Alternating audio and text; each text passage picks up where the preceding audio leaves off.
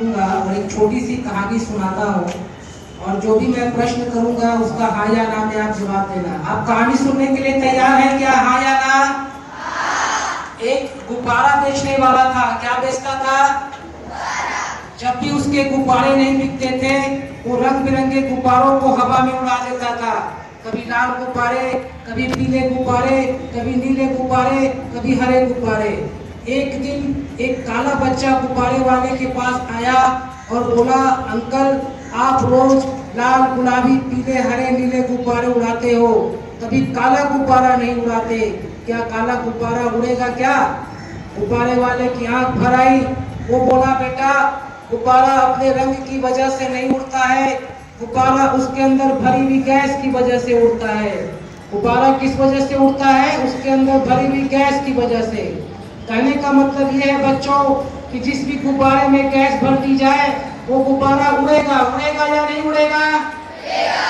उसी तरीके से जिस भी बच्चे के मन में आगे बढ़ने की इच्छा हो, वो बच्चा आगे बढ़ेगा। बढ़ेगा या नहीं बढ़ेगा? कितने बच्चों को महान व्यक्ति बनना है? हाथ उठाओ। ठीक है, हाथ नीचे करो। तो आपको क्या करना है? प्रयास चालू रखना है या बंद रखना है? आज आप 8 साल 10 साल मेहनत करते हैं और कुछ बन जाते हैं, टीचर, प्रोफेसर, इंजीनियर, लेक्चरर, कुछ भी बन जाते हैं, तो आने वाले 40 साल आराम किसको मिलेगा? आपको या मुझे? और अगर आज आप 10 साल मेहनत नहीं करते हैं और कुछ नहीं बनते हैं, तो आने वाले 40 साल परेशानी किसको मिलेगी? तो मैं ये मान के चलता हूँ कि आप सभी 10 साल मेहनत करके 40 साल आराम से रहना चाहते हैं। हाँ या ना? आप एक नारा बना लेना असेंबली में या आपस में, जब भी मिलो एक बच्चा बोलना 10 साल की मेहनत और बाकी बच्चे बोलेंगे 40 साल का आराम। मैं बोलूंगा 10 साल की मेहनत, आप बोलना 40 साल का आराम। 10 साल की मेहनत, 10 साल की मेहनत, 10 साल की मेहनत। आप लोगों ने हमारी बात सुनी, इसके लिए धन्यवाद और आपका जीवन मंगलमय हो। ऐसे ईश्वर के साथ।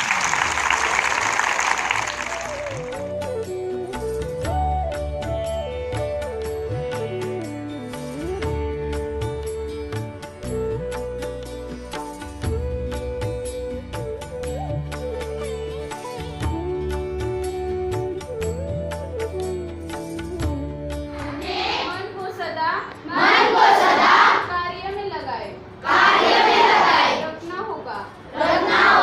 इसे बेकार न रहने दो।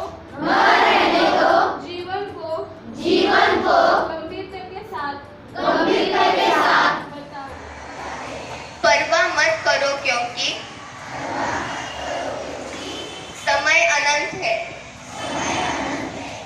बार बार प्रयत्न करो और आगे की ओर कदम बढ़ाओ।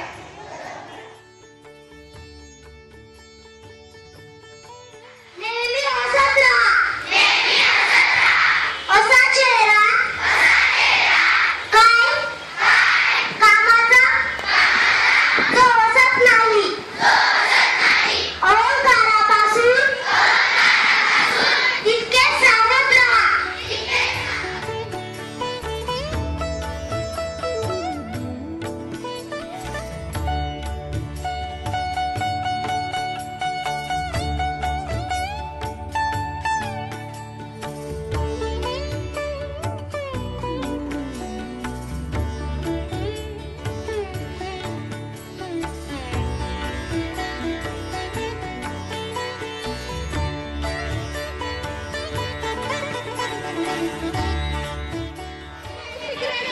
टीबी कैंसर मौत की सीढ़ी, बंद करो ये सिगरेट बीड़ी।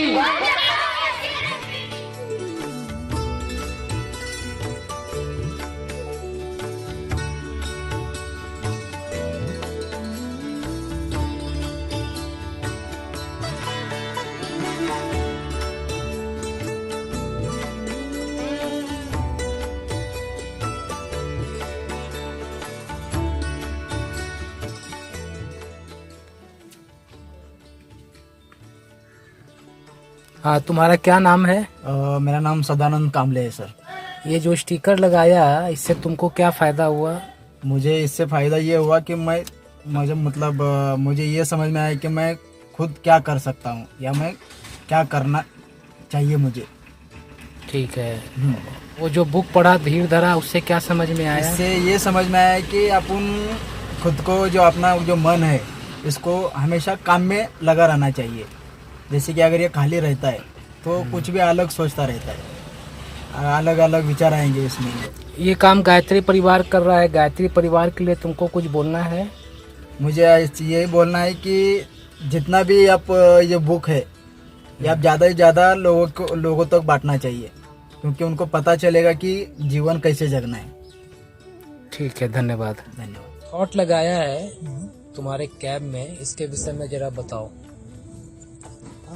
देखा जाए तो विचार करने में क्या हर्ज है, ऐसे लोग बस बोलते रहते हैं, मगर जैसे जैसे हम पाओगे या ऑब्जर्व करोगे खुद को, ऐसे पाओगे कि जैसे जैसे आप अच्छा विचार सोचना या उसका चिंतन मनन जो कुछ भी है चालू करोगे, वैसे वैसे अपने आप अच्छे विचारों का जमावड़ा, अच्छे विचारों का अट्रैक्शन टुवर्ड्स यू, आपके तरफ, ये बहुत ज़्यादा बढ़ते जाता है ये। चलो मैं तुम्हारे विषय में इतना ही बोलूंगा कि तुम गाड़ी नहीं चला रहे हो, तुम भगवान का काम कर रहे हो और तुमको अलग से पूजा करने की आवश्यकता नहीं है। तुम्हारा कर्म ही पूजा है। मैंने वो छोड़ दिया अभी, पूजा वगैरह नहीं। 5 मिनट समय निकालो, भगवान के समीप बैठो ताकि भगवान की जो गुण है वो तुमको मिले। 5 मिनट बैठो, गुण लो, फिर उस गुण को 12 घंटा जो है धारण करो।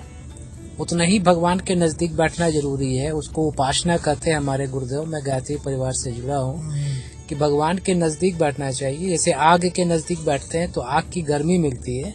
दिन भर आग के नजदीक मत बैठो, लेकिन भगवान के नजदीक बैठो, भगवान के गुण को लो, भगवान को याद करके, फिर उस गुण को 12 घंटा जो तुम धारणा कर रहे हो, ये बहुत अच्छी बात है। धन्यवाद।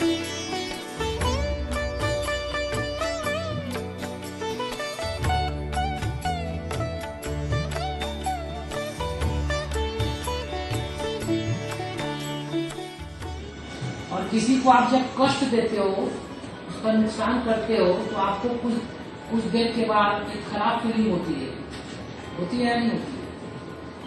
इससे यह भी प्रूफ होता है कि नेचर ने हमें देने की प्रवृत्ति दी है।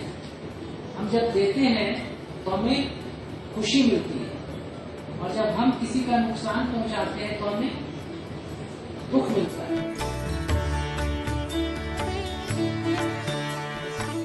हाँ या ना? एक पेड़ है ना, पेड़ क्या देता? फल देता। एक गाय क्या देती? दूध देती। मतलब प्रकृति ने जिस भी चीज को बनाया किसी न किसी उद्देश्य के लिए, आप लोग बोल सकते हैं, हम लोग बात करने आए हैं, किसी न किसी उद्देश्य के लिए बनाया है। हमें भी मनुष्य जीवन जो दिया है ना, प्रकृति ने, ईश्वर ने, अल्लाह ने, जिसने भी दिया, किसी उद्देश्य के लिए दिया। उद्देश्य ये था कि हम अपना जीवन हंसी खुशी से बिता सके, हल्का फुल्का जीवन जी सके, और हमारे पास समय बचे, ऊर्जा बचे, और हम ईश्वर की बनाई हुई इस दुनिया को बेहतर बनाने में ईश्वर की मदद करें। लेकिन हमारे गुरुदेव कहते हैं, मैं गायत्री परिवार से भी जुड़ा हूं, कि हमसे कुछ गलती हो गई, और उस गलती के कारण हम ईश्वर की मदद क्या करेंगे? हम खुद ही परेशानी में घिरे रहते, खुद ही कष्टों में घिरे रहते या नहीं घिरे रहते? हम जो बोते हैं बदले में वही मिलता है या दूसरा मिलता? अगर हम अच्छा करेंगे तो हमारे साथ अच्छा होगा कि बुरा होगा? अच्छा होगा। बस यही 2 बात आपको कहनी थी कि ईश्वर ने जो शरीर दिया है, ये शरीर हमें सुख के लिए दिया है। इसमें जो खाना है वही खाएं हम, और ये मस्तिष्क अच्छे विचार के लिए दिया है। इस मस्तिष्क में अच्छे विचार रखें, योगा करें, प्राणायाम करें, मेडिटेशन करें, लोगों की मदद करें। और ये जो ईश्वर ने ये मनुष्य जीवन दिया है, ये मनुष्य जीवन कीमती है या बेकार है? कीमती है। इसको हम लोग इसकी कीमत को समझें और समझ करके इसका उपयोग करें। आप लोगों से उम्मीद करूं भाइयों। ठीक है, धन्यवाद। आप लोगों ने हमारी बात सुनी, और मैं हृदय से ईश्वर से आप लोगों की मंगल कामना के लिए प्रार्थना करता हूँ। Thank you.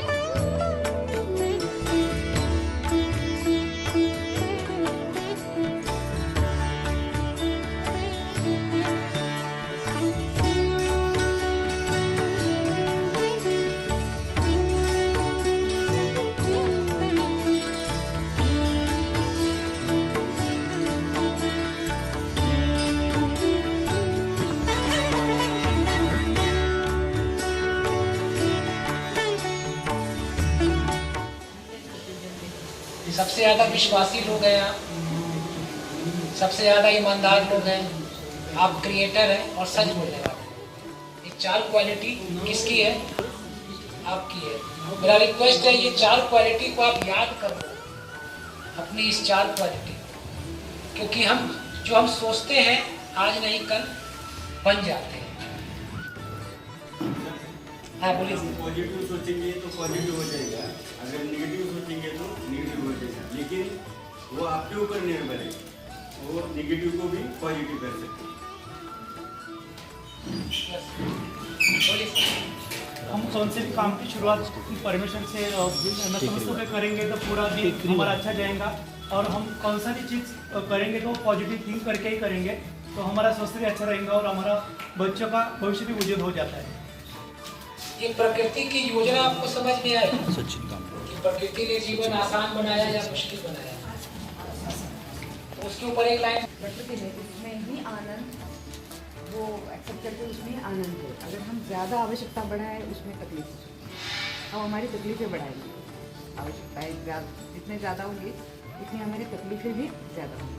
एक्चुअल में आवश्यकता तो प्रकृति ने ज़्यादा, अगर आवश्यकता बढ़ाई अपनी ज़रूरत से ज़्यादा तो हमें तकलीफ होनी है।